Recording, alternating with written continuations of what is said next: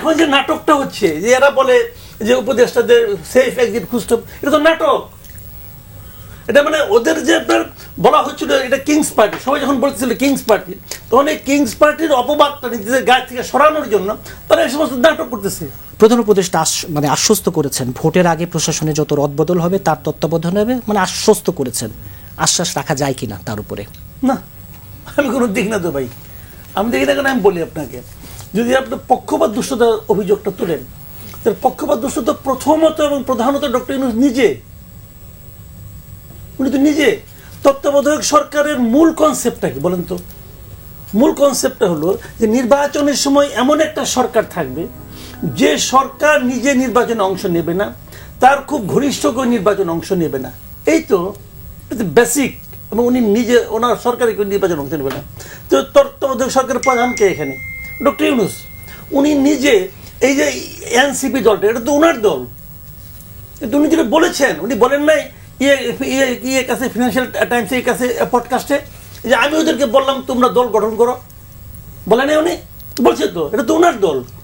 এবং এই দলের সঙ্গে এখন যে নাটকটা হচ্ছে যে এরা বলে যে উপদেষ্টাদের সেফ এক্সিট খুঁজতে, এটা তো নাটক। এটা মানে ওদের যে আপনার বলা হচ্ছিল এটা কিংস পার্টি, সবাই যখন বলতেছিল কিংস পার্টি, তখন এই কিংস পার্টির অপবাদটা নিজেদের গায়ে থেকে সরানোর জন্য তারা এই সমস্ত নাটক করতেছে। আর তো কিছু না, এখনো সে ভেরি মাচ গভর্নমেন্ট পার্টি। এবং এটা তো অনেক উপদেষ্টাও বলছে সরকারি দল এগুলো কয় না, অনেক অভিযোগের ক্ষেত্রে বলছে সরকারি দল কয় না। তার মানে কি ওদের দল, তারা যখন যায়, এই যে জামাতের অনেক প্রোগ্রাম হয়, বিএনপি অনেক প্রোগ্রাম হয়, ঢাকার বাইরে প্রোগ্রাম যেগুলো হয়, ওদের প্রোগ্রামের সঙ্গে যেরকম তারা প্রোটোকল পায় পায় না রে ভাই। তা আপনি আমার আর কি দিয়ে বুঝতে বলেন? কাজে যদি নিরপেক্ষতার প্রশ্ন ওঠে, নিরপেক্ষতা হারিয়েছেন শীর্ষের তালিকা করি 1 নম্বরে ডক্টর ইউনূস নিজে।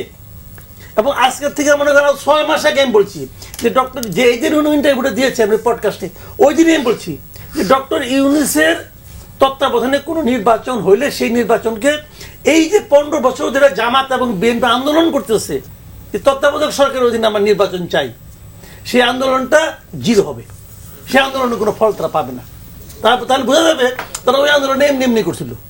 ভাই আমরা তো পাবলিক, ওনারা নেতা মানুষ যা বলবেন আমরা তাই আবার শুনবো, কিন্তু আমরাও কিছু বলবো।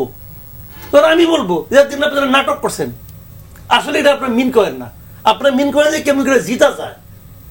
এখন জয়প্রদের হিসাব করতেছেন, জামাতে কয়ে জিতবো, বিএনপি কয়ে জিতবো, আমরা তো হারতেছি।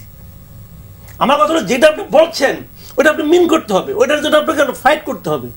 সেই ফাইটটা তো আপনি এখন করতে পারছেন না। এবং উনি বলছেন কি এটা আমি দেখবো, তার মানে কি আমি হলাম পক্ষপাত দুষ্ট, আমি দেখবো, তার মানে যা করবো তাই আমি করবো।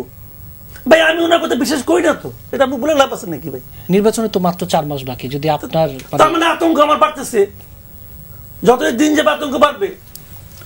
উনাকে তো আমি বলি না, আমি বললাম তো ভাই, ওনার সত্যি কথা বলতে কি মানে ওনাকে আমরা বিশাল করে মানুষ মনে করছিলাম।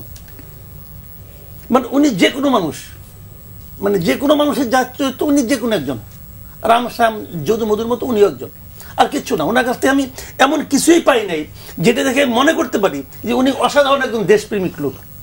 উনি কথার ফেরিওয়ালা বলি ওনাকে, সুন্দর সুন্দর কথা বলেন যার সঙ্গে বাস্তবতার কোনো মিল নেই।